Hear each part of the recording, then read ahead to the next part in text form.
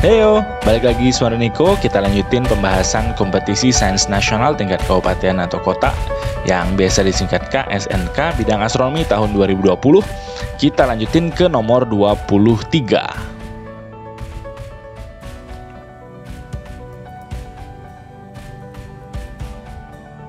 Sistem planet satelit Pluto-Charon mengorbit matahari dengan setengah sumbu panjang orbit 39,5 SA dan eksentrisitas 0,25.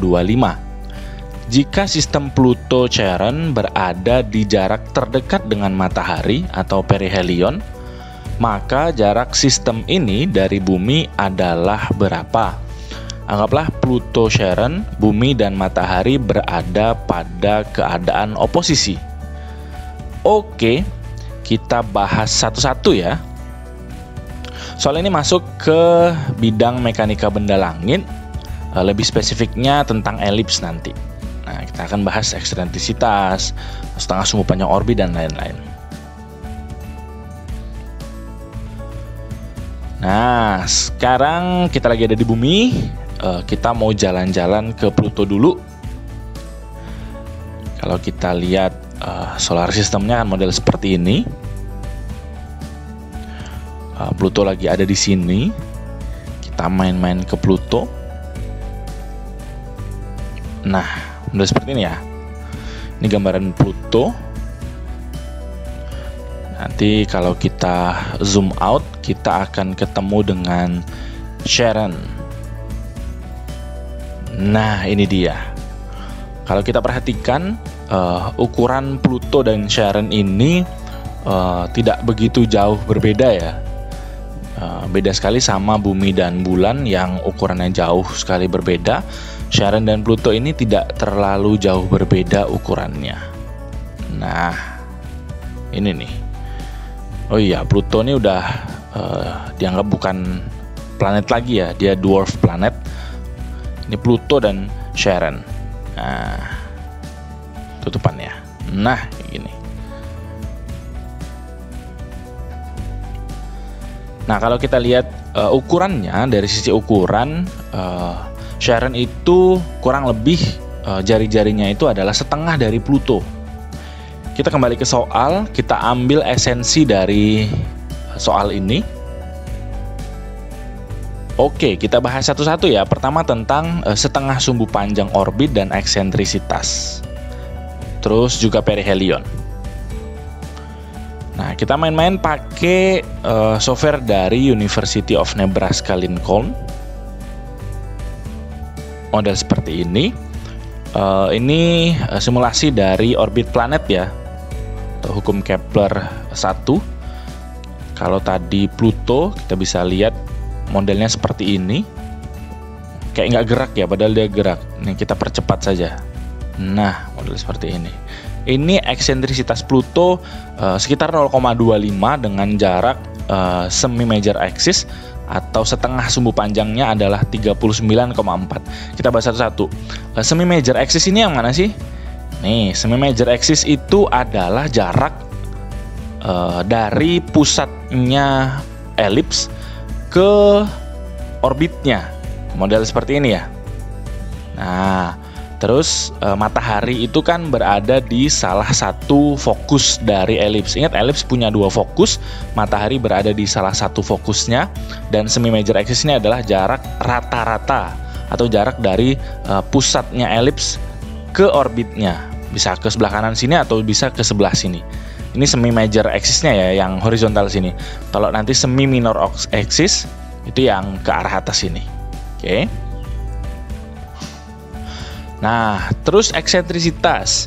Eksentrisitas ini nunjukin seberapa elips orbitnya. Semakin kecil angkanya, ini berarti semakin mendekati lingkaran. Berarti kalau 0 ya, perfect, ini lingkaran, bukan elips. Kalau angkanya besar, berarti orbitnya semakin lonjong atau semakin elips, model seperti ini. Ini orbit sekitar 0,7, lonjong sekali seperti ini. Orbitnya Pluto itu sekitar 0,25, kurang lebih seperti ini. Kalau bumi itu hampir mendekati lingkaran. Cepat sekali ya. Ini 2 tahun per detik ini ya. Oke, kalau bumi model seperti ini. Nah, kembali lagi ke Pluto. Nah, di soal tadi diberitahu bahwa posisinya berada saat di perihelion. Perihelion itu adalah saat ini, saat dia terdekat dengan matahari. Jarak dari posisi dia sekarang ke matahari yang posisinya dekat seperti ini namanya perihelion, dan sebaliknya jarak yang dari matahari ketika dia posisi terjauh nanti di sebelah sini itu namanya aphelion. Karena posisinya di soal adalah perihelion, berarti posisinya ada di sebelah sini, di posisi terdekat dengan matahari. Oke. Terus kalau gitu, bumi ada di mana dong? Nah, bumi ada di sebelah sini ya. Nih, bumi ada di dalam sini, jauh banget sih. Jadi kalau kita lihat, nih bumi yang kecil yang muter-muter sedekat seperti ini. Oke, kalau kita lihat dari Mars deh biar kelihatan buminya orbitnya. Nah, seperti ini. Kecepatan. Nah, kalau ini Mars, ini Earth-nya orbitnya seperti ini. Oke. Itu tadi setengah sumbu panjang atau semi major axis dan eksentrisitas. Terus sekarang kita cek keadaan oposisi itu yang seperti apa sih? Nah, ini udah ada simulator lagi tentang planetary configuration. Anggaplah yang kuning ini adalah matahari, yang biru ini adalah bumi, tempat observernya berada, dan yang abu-abu ini adalah Plutonya, targetnya. Kita bisa ganti-ganti sih orbitnya seperti apa gitu ya. Misalnya orbitnya Pluto kan tadi agak jauh, tapi biar kelihatan saya perkecil aja lah. Namanya seperti ini. Nah, terus misalnya kita start animation-nya.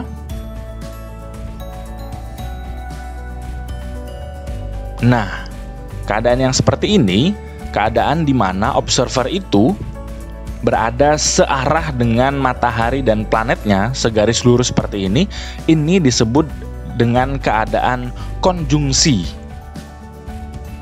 Oke, sekali lagi konjungsi berarti observer itu berada di ujung, matahari berada di tengah, planet yang dilihatnya itu berada di ujungnya lagi. Urutannya berarti bumi, matahari, planet.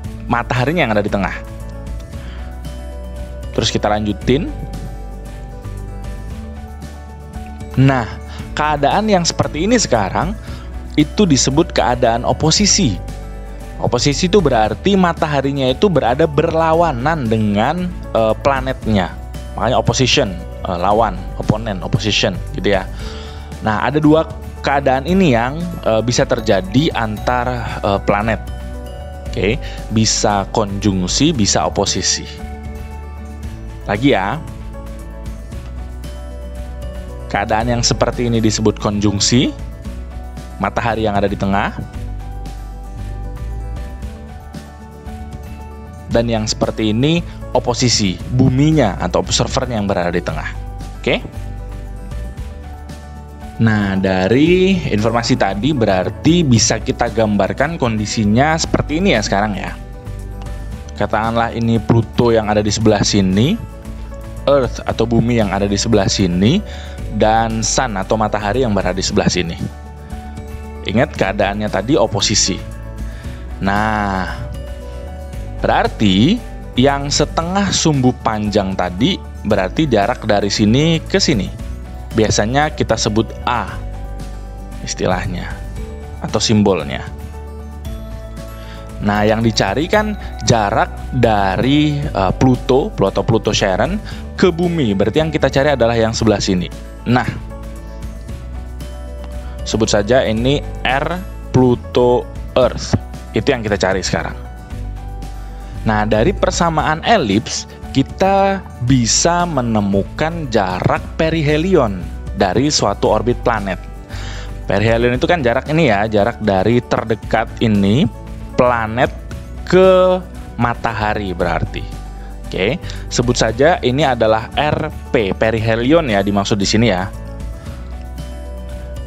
Nah, R perihelionnya ini bisa kita cari pakai persamaan ini, A dikali 1 dikurang eksentrisitas dari orbitnya. A ini adalah setengah sumbu panjang orbit tadi. Ini A, eksentrisitasnya yang ini. Udah, tinggal dimasukin aja. Ini nilainya adalah 39,5 kali 1 dikurang 0,25. Pencet aja kalkulatornya, nanti 39,5 dikali 0,75, nanti dapatnya adalah 29,625. Karena ini satuannya SA, satuan astronomi, ini juga ngikut SA, satuan astronomi. Oh, kita dapat dong. Berarti kita dapat nih jarak dari Pluto ke matahari saat perihelion atau RP itu segini, 29,625 SA. Nah, yang ditanyakan jarak dari Pluto ke Earth, RPE ini. Nah, berarti kan kita bisa cari itu kalau kita tahu jarak dari Earth ke Sun. Lah, jarak dari Earth ke Sun, itu kan didefinisikan sebagai satu satuan astronomi. Nah, kalian bisa cek video Udaniko tentang satuan astronomi itu apa, udah Udaniko bahas di video yang ini. Nah, terus kalau begitu kita bisa cari dong jarak dari Pluto ke Earth, ya tinggal dikurang aja dong. Jarak dari Pluto ke matahari saat perihelion ini, RP, kita kurangin deh dengan jarak dari Earth ke Sun-nya. Udah, berarti tinggal 29,625 dikurang 1, berarti jadinya 28,625 satuan astronomi. Nanti kalau dibulatin ya 28,6 lah satuan astronomi. Nanti jawabannya adalah yang B. Nah, gitu. So, soal ini sebetulnya mudah karena hanya ngebahas tentang elips sebetulnya. Informasi Pluto sama Charon-nya itu bisa diganti dengan apa aja. Tapi yang penting di sini kita mengetahui persamaan dari ini nih, jarak perihelion ataupun nanti jarak aphelion. Kalian juga harus antisipasi nih.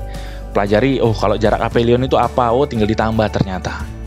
Oke, juga udah harus ketahui eksentrisitas itu apa, setengah sumbu panjang orbit itu apa.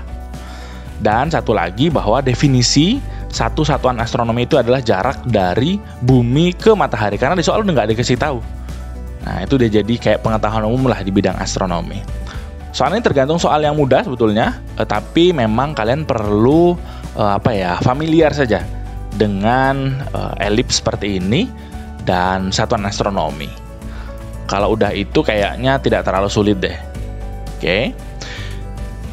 Nah, kalau kalian mau support bisa dukung atau support Udaniko lewat traktir.id/Udaniko. Ini kayak Patreon gitu ya. Kalau di luar-luar itu ada Patreon. Kalau di Indonesia bisa pakai traktir.id. Traktir.id/Udaniko. Itu aja dulu pembahasan kita kali ini. Semoga bermanfaat.